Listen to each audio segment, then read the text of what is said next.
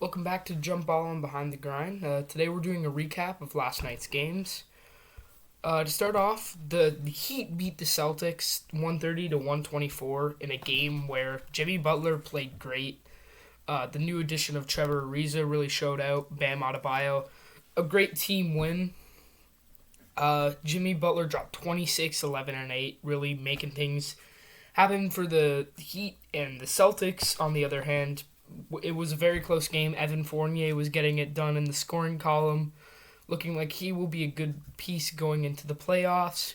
Jason Tatum dropped 29, 6, and 5, but it just wasn't enough to really get past the Heat, who Bam Adebayo had a 20-piece, so did Duncan Robinson. Really great game overall for both sides. For the Knicks, Reggie Bullock dropped 24, 3, and 4. Derrick Rose turned back the clock. He got 25, 8, and 6. It was really nice to see vintage D Rose going out there, just making plays, making athletic cuts to the basket. It really just looked like vintage D Rose. Julius Randle didn't really get it done in the scoring column. He had 14 points, but he also got 5 assists and 14 rebounds.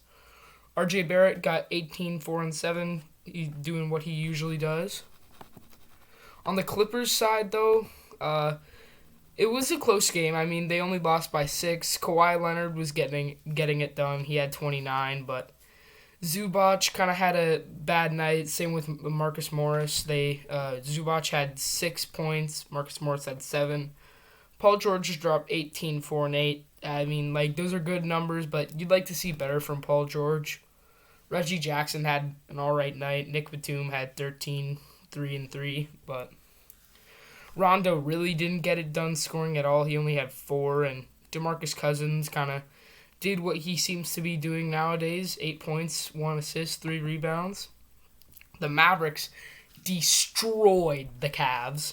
Tim Hardaway dropped 25, 3, and 2. Luka Doncic only played 22 minutes after, a horrible hit on Colin Sexton.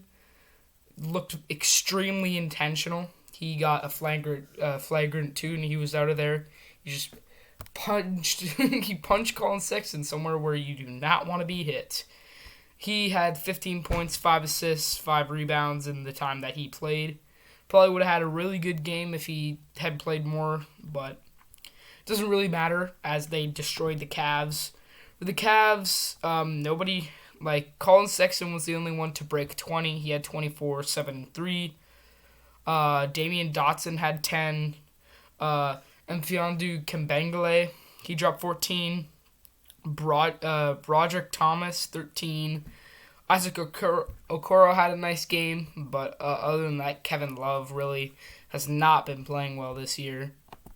For the Pelicans, they beat the Hornets 112 to 110 in a very close game. The Ball brothers facing off, where Eric Bledsoe turned back the clock a bit, getting 24 points, 11 assists, and 4 rebounds. James Johnson had his what seems to be his first good game as a Pelican, 17 points and 8 rebounds.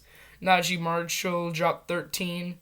Lonzo really didn't get it done scoring tonight, only 12 points. He had 6 assists and 3 rebounds, though.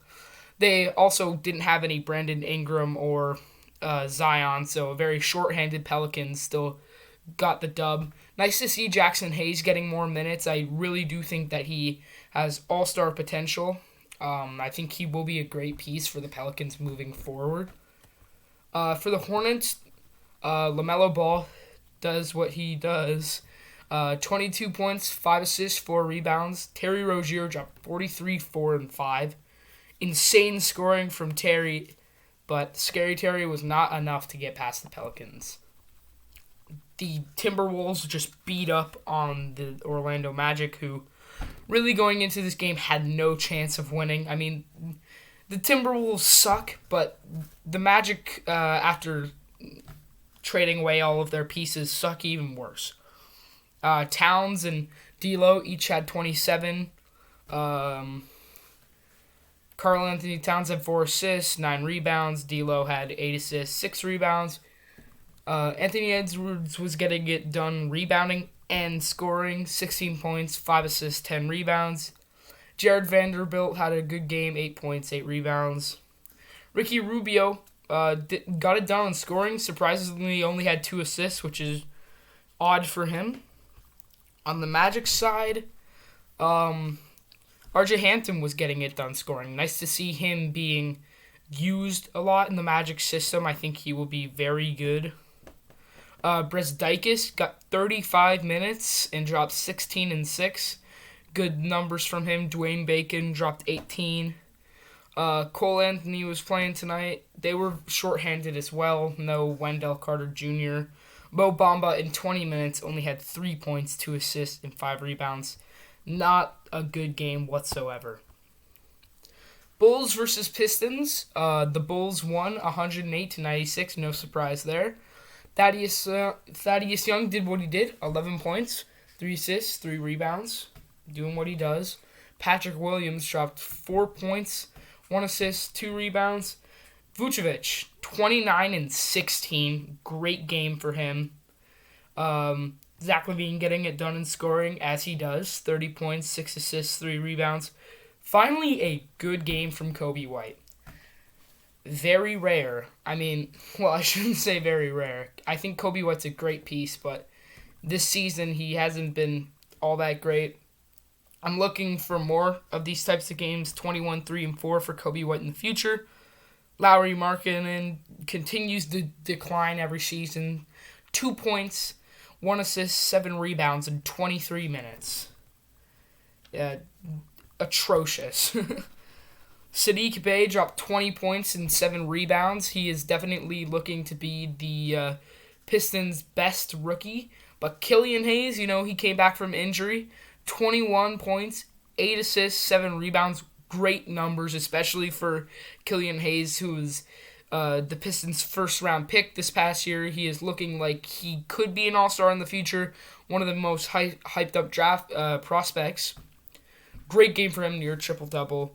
Saben Lee, I really like Saben Lee's game. 13 points, 7 assists, 1 rebound.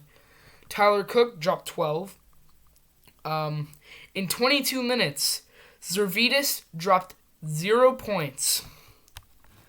Great game from him. And then you got the Thunder versus the Kings. The Kings destroyed the Thunder this game, 126-98. Mo Harkless, 18. It was just a really all-around team effort for the Kings. They had multiple players drop 15 points. So they had Mo Harkless dropped 18, 3, and 5. Marvin Bagley dropped 13, 2, and 9. Rashawn Holmes had 15 and 4. DeLon Wright dropped 15, 5, and 7.